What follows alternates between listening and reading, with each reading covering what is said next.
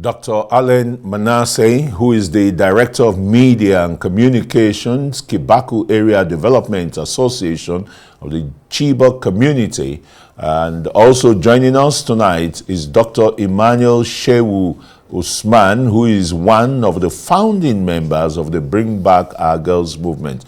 Gentlemen, very warm welcome to the anniversary, 10th year anniversary. That's in less than 24 hours that 276 girls were spirited away from Chibok Secondary School. Dr. Emmanuel, you want to start with the agitation then of Bring Back Our Girls. It looks as if it has, died out so suddenly. Well, 10 years is a long time for an advocacy, and when the movement started, well, let me start first of all by saying that going by our ethics, we don't commemorate or celebrate the anniversary. We just mark the anniversary because of the tragic circumstance of this whole thing. And the advocacy has continued. It's just that the nature of the advocacy has had to change. 10 years, it's quite a long time. People have to face other issues, and so you would not see the same tempo of the physical presence on the streets and so on and so forth, because people have to bear their own responsibilities. It's a voluntary movement. It's not a means of livelihood for anybody. So, but here we are, and of course, tomorrow there will be activities in various parts of the country and also internationally, which shows that the movement has not died. All right, the movement has not died. Let me turn to Dr. Allen, who is the Director of Media and Communications of the Chibok community. The community, no doubt, is still grieving because of the number of those who are still in captivity. We hear it's about a third of the 276 and the rest. Do you want to update us with some of the pains, the anguish, the joy amongst the people for those who have been released, the progress made so far with government and international AIDS organizations, where some of the students were sent abroad to further their education? From start, we never thought of this advocacy will take this long. And we were thinking few days into the abduction, there will be concerted effort by the security then, because the abduction happened when the state was under state of emergency. And we thought all efforts will be made possible to get them rescued, but that didn't happen and the counting started. Yes, if we look back at when the 21 were rescued or released rather, and second batch of the 82, when their parents were invited to come to Abuja to welcome them, everybody, the celebration, the jubilation was so massive, because we've seen how the nihilists with apocalyptic ideology were attacking communities then in the Northeast. It was terrible. And for your daughter to go into the den of the terrorists and then come back alive, it's something that is worthy of jubilation and whatever kind of happiness. So we've seen that. But for parents that have been waiting endlessly with hope that their children will be back, it's about trauma, it's about pain, it's about anger that they are forgotten.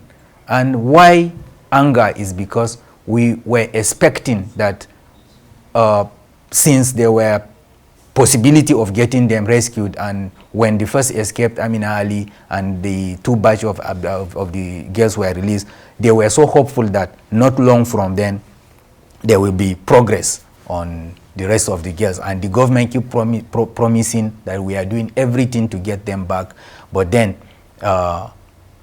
nothing happened. We have to wait until when we are having, as Dr. Iman said, commemoration. We don't like to call it that way, but when that milestone, yes, is approaching, then everything will come on board again. The media and everybody will begin to shout, bring back our girls again, and plenty statements coming from different governments.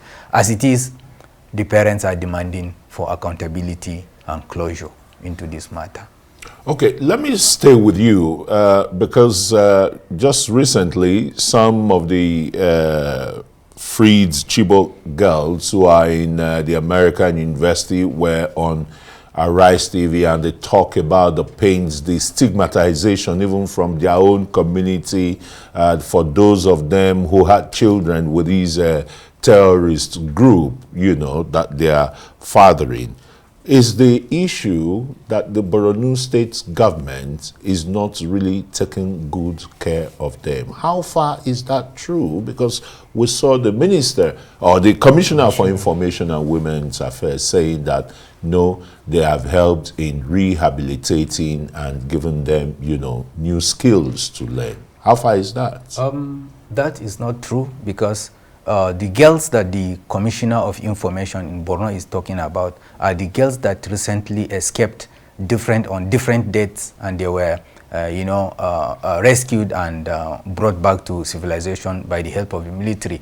Most of them escaped on their own, and they were brought to Maiduguri. Those are the girls that the Commissioner is talking about. As far as for the batch of the 82 and the batch of the 21 and the rest that escaped earlier before then, you could see that they passed through some intensified kinds of rehabilitation away from the community, away from Borno State in Abuja. And even at that, spending just, let me not use that word, just spending up to 2 years in captivity, up to today, some of them are still experiencing trauma, as it was reported on your station that day. But if you compare those that spent 2 years, and these ones that have spent some up to 9 years, some 9 years plus before they were recovered, even the process of their rehabilitation should be different. And we as community, as families, as part of these girls, we are saying that location is not the right place to even take these girls to for rehabilitation. There was a time when Boko Haram protested, the so-called repentant Boko Haram in Borno. Some of those girls were beaten, and that have not made it to the media. And we said, get these girls out of Borno, take them to a place that they will have a clear mind that they are safe, yes, proper integration, and in presence of their families, so that their rehabilitation will be complete, not in a situation whereby you box them up, you don't allow people that need to see them, families, you don't allow organizations that need to help them with a different kind of thing. Psychosocial support is intensive process that require professionalism. It's not a political thing, so you don't just bring politicians and then ask them to keep watch over girls without any credible organizations that are known for this process. So what we are saying is move them out of that state, take them to a place where they can be properly taken care of. We are not saying Borno State don't have the capacity to take care of these girls, but what we are saying is it's not the right environment for them to be rehabilitated. Okay, let me come to you, Dr. Ima Shehu. The BBOG, you know, are you trying to rediscover yourself again? 10 years, you know, the support locally and internationally, did it wane? How are you going to redouble efforts to get the remaining girls released? Well, we are not rediscovering ourselves. We are what we are. We are concerned about accountability. Our focus had been from the beginning that we will be there for the girls until everyone is accounted for, and that remains our focus. That there must be closure. It can't be open-ended. There must be closure. It doesn't matter which administration is in control of the country, but there must be closure. Every girl must be accounted for. We know nature takes its course, it's 10 years, but there must be closure. The girls must be accounted for. We just can't leave it open. And we've seen that since the Boko Haram, since the BBO Chibok girls were abducted, as we warned that it could be a trend in the country. It has escalated. It has become a pattern that other terrorists have copied to maintain their acts of terrorism. But the sad part of it all is that in the course of this advocacy, there were two things that came up, among several things that one was the issue of safe schools, to ensure that schools are kept safe. And we know that commitments were made internationally, and the Nigerian government was also supposed to give its own backing for safe schools. And the sad part of it is that up to today, there is no accountability for what happened to the issue of the safe schools. The funding, yeah. And also, of course, the issue of missing persons register. We can't continue as a country without proper accountability for our citizens, without knowing how many people are missing in communities on a regular basis. Yeah, spot on there. But how do you react, or how does BBOG react to the situation where 10 years after, some non-governmental organizations, international government, NGOs, had paid rent for up to 15, 20 years, as alleged then by the former theater commander and chief of defense staff, General Iraboden, in one of his several briefings, and, complaints about the attitude of the NGOs. What do you say about that? Well, it's unfortunate if that is what has happened, but BBOG never had an office. Our office was the Unity Fountain. We were very transparent in our activities. We were investigated severally by the security agencies, and all our funding was self-generated. And our advocacy was straightforward: rescue the girls, make the schools safe, and ensure that this thing does not happen again.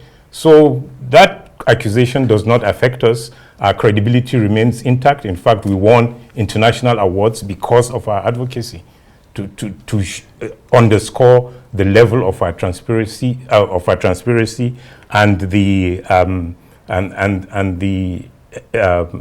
essence for which BBOG existed. I think to add, it's even a show of laziness for anybody to create excuses for failure.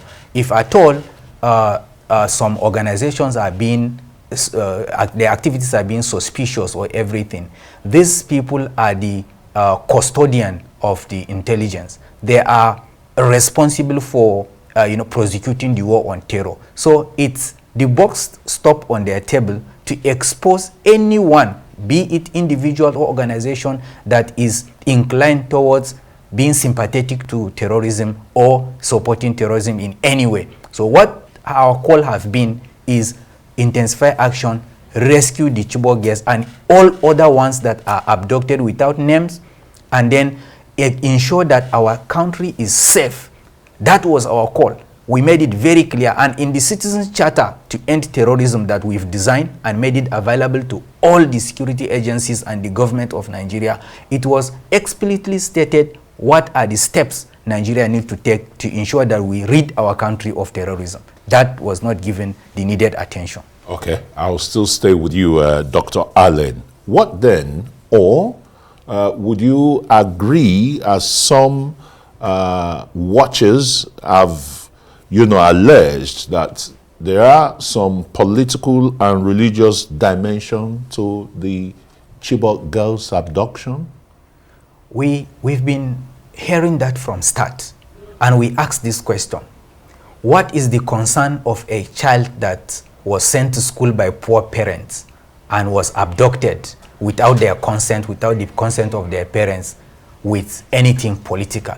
All the parents are saying, give me my daughter back. I don't even need the school again. Give me my daughter back, because it's better to have your daughter at home than to have her abducted by terrorists. So we stated this clearly from start, that even if the abductions were politically motivated, expose those people responsible for the abduction, because a crime is a crime. whether it is politically motivated, religiously motivated, or any other thing. Terrorism is terrorism, whether it's a lone wolf terrorism, is a country-sponsored terrorism, or is a religious fanaticism that gave birth to the terrorism. Terrorism is terrorism and is criminal and is what we were calling for the government to expose. So if the government had worked in such a way that they now have list of people, okay, these are the people responsible for politically motivated terrorism in this country, everybody will rejoice that at least we have now exposed the moles in politics and even people that are in government. As the former president said that even in his government, there were people that were sympathetic to Boko Haram terrorists. We were calling for exposition of all those people, and we have the anti-terrorism law existing in Nigeria. So let that law take its effect on them, and let us rid them of our country, and that was our call. So we don't care whether it is politically motivated or not. And those people that are saying it's politically motivated, we were calling. Unity Fountain has been our point of meeting. Come, let us talk. Let us expose to the government what and where they need to act. We have not gotten anything because there was no embassy or a high commission office or government that the BBOG have not engaged in Nigeria and away to ensure we have proper action on this issue of terrorism. Dr. Shehu, can it be rightly or wrongly stated that the abduction of the Chibok secondary school girls may have marked the beginning of kidnapping and banditry? Because when those girls were, the initial batch were released, there was the insinuation that ransom was paid. How do you reconcile 10 years ago and what is in the public sphere today? Well, let me just say that the unfortunate incident of April 14, 2014 was not the beginning. Before then, there had been attacks in schools. You remember that the Buniadi, the federal government college in Buniadi, had also been attacked. In fact, the students, the male students there were killed. They were slaughtered, and I think some of them taken away. And there had been other cases of kidnapping. But the nature of the Chibok abduction, the audacity, the manner in which the security agencies also humiliated themselves, because at one moment they said they were after the girls, the next moment it turned out it was not true, and it just showed that they were not responsive and they didn't have the capacity for a rapid response. And what we feared, we thought from that moment, after we met at the Unity Fountain and made that demonstration to the National Assembly, that the administration and the lawmakers of the country would be serious about it, and they were not serious about it. And then it became, that is when the advocacy took off. It's just that it's like the elites of the society are not bothered as long as it's not their children. It's the children of the less privileged who are exposed to all these dangers. And therefore, there are no mechanisms to ensure that this does not continue. And we have always advocated that we need to restructure our security system in the country. And of course, we can see what has happened. The audacity of kidnapping has now escalated to the point that even Abuja itself has become almost a hotspot of kidnapping. In fact, kidnapping has become a way of life in the Nigerian society because of the failure of those in charge of keeping the people safe, the failure on their part to do the proper thing. There is no political will until things get out of control.